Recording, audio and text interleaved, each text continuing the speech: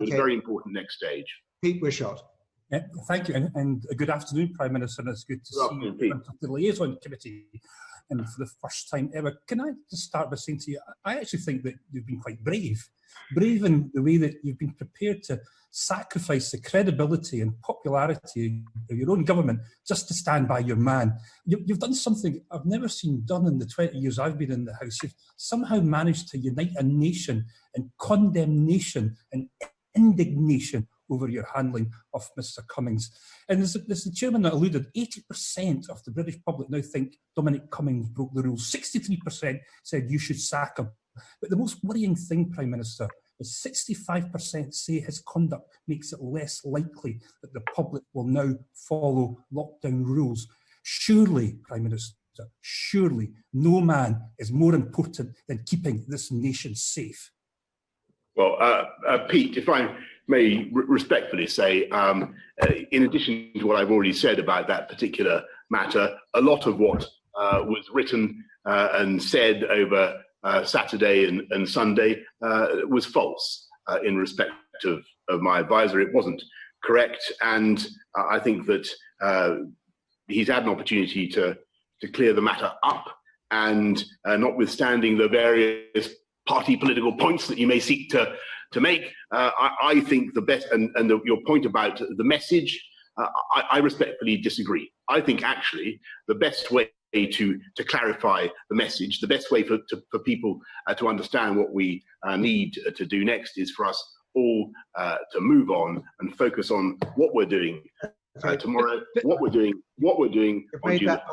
Sorry, Prime Minister, have you had a look at your inbox? My inbox, like MPs across the UK, is filled with people listing their sacrifices to follow instructions that you set.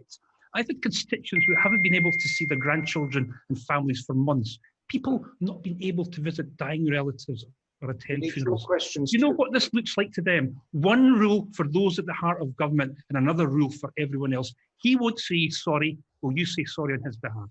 Well, of course, Pete, I am sorry for the pain, as I say, the anguish and the heartbreak of so many people in this country.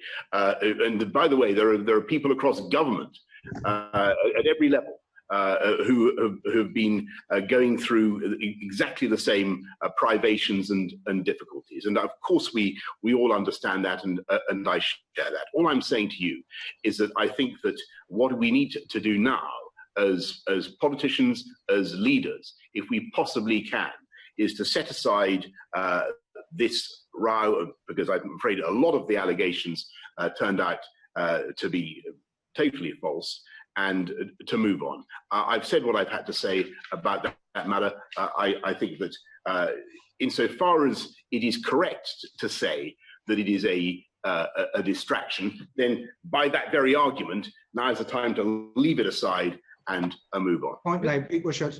But this is just growing and growing, Prime Minister. The anger is reaching fever pitch. Writing this out just looks like petulant defiance. It's almost like you're now goading the nation. You know that eventually you will have to let him go. Why don't you now just get on with it? Anything to add, Prime Minister? Pete, thank you so much for your point. I consider that to be, very, it's a valuable piece of you're making a political point and a piece of political advice. I consider that this government, what this government needs to do is focus. I don't on the needs of the nation, on sorting out this problem, and on getting our message across, and that's what we're going to do.